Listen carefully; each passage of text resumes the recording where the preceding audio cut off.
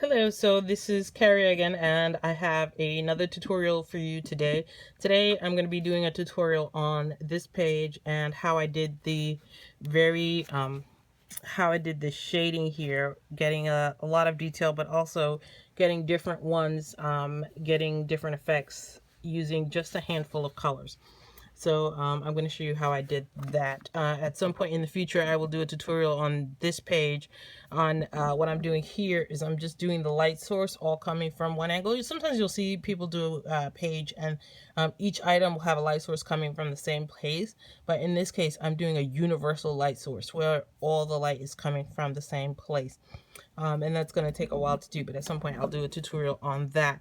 Before we get started, just want to give you the general information. Don't forget to check out the links below in the description. There'll be links to various tutorials I did on layering, on using light pressure, on also the review I did on the pencils that I'll be using, which will be the Faber Castell Polychromos, although you don't really need the Faber Castell Polychromos.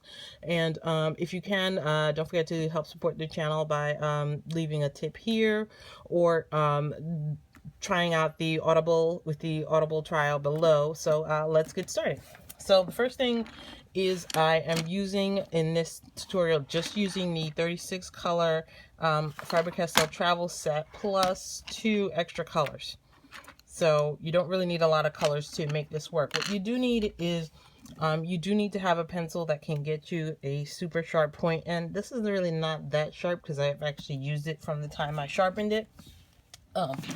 But let's get started. So what I did in order to create this effect, and I used different sort of color combinations, and this is also a great way to practice because you know, laying down different colors will give you different effects. So what I did here and I did all of these all at once, but what I did, and I'll show you here, is I just laid down this light cream, and this is where sort of buying the best pencils you can afford will really make a difference, because with these light colors, a lot of times with some inexpensive brands, you have to press really hard in order to get the color to show, especially with these light colors. But with this, you don't really have to press too hard. You don't actually have to press hard at all. You just very lightly put in that first color, and that will save the paper, because what you don't want is you don't want to press too hard and flatten the tooth of the paper, because that'll prevent you from being able to put on layers later on. So I did that first layer. Then now I'm going to do the next layer. That was the cream, which is the color next to white, and this is going to be the cadmium yellow. I think I might even want to use the light cadmium yellow. Yeah, so I think I might want to use the light cadmium yellow and just go up a little higher. So just take this and go up a little higher, and you're not pressing hard at all, because you don't want to flatten the tooth, because you're going to be doing a fair number of layers. So with this, I'm doing quite a few layers. So now I'm doing, this is the cadmium yellow. So you can already see the gradient building. Very slowly the gradient is building here. Then what I have to decide is kind of what effect I want for this particular flower. And so what I did here with these leaves is I just did a bunch of them at the same time using the same effect. But for this tutorial, I'm doing just the one.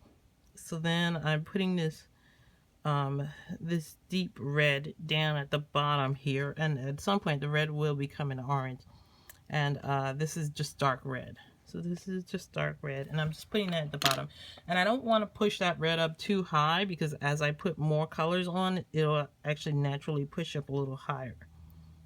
So we're just going to push this, and this is a very light orange. This is just going to push this up. I hope you can see this and that this is not too blurry. And then I'm going to go back with the cream. So for most of these, I didn't use a blender pencil at all. I just used the cream to act as a blender pencil. So once again, we benefit from having the best pencil we can afford by being able to lay down all these layers and just very gently just going in with the cream and using the cream to sort of blend the other colors together. And you're starting to see a little bit of what I mean here. And we're going to take this medium cad yellow, and we're going to just push this up a little bit. I'm just going to push this up a little harder a little higher up. So just pushing that up a little higher. And then we're going to take the orange, and I want the orange to be in between the yellow and the red. So I'm going to push this orange just a little higher up.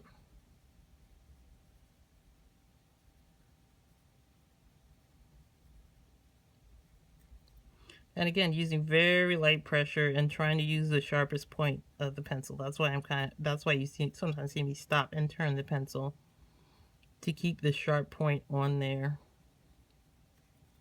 Alright, so that's the orange. I'm going to try to use a slightly darker orange because I'm not getting the effect I want, and I don't want to use too much pressure. Alright, this is a little bit better. Alright, so this is a little bit better. This is giving me the effect that I want. And now back to this red. And again, you're only using the red at the very bottom, because as you go back with some of these lighter color and medium colors, it's actually gonna work to push that red up a little higher. So this is the light cad yellow. So I'm using this to push up the light cad yellow. And you'll see how that light cad yellow is turning that lowest level of red dark. And then now I'm going up with this cream. And now I am using a little bit more force because I want to use this cream as a blender pencil. And that's going to give it a nice orange glow. And that's it. And then you can use that. So what I did with this is I had the red just at the very bottom. But for some, I moved the red up a little bit more. So for these, I have a lot more red. For others, I used almost no red, and I just used the yellow and the orange. So that's it. That's just how I did that. And you know, one of the main things here is to have a sharp point on your pencil, even though my point is not that sharp. To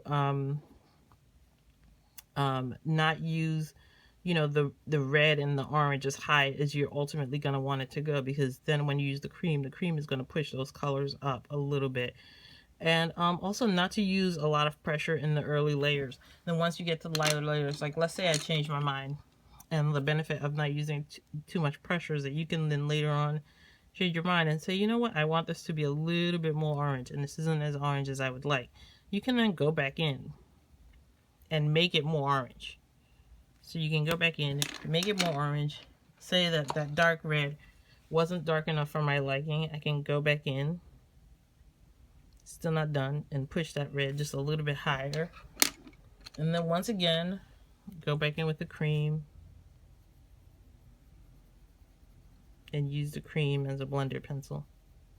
And just very, you know, not as light as the earlier layers, but still using a moderate pressure to move that up.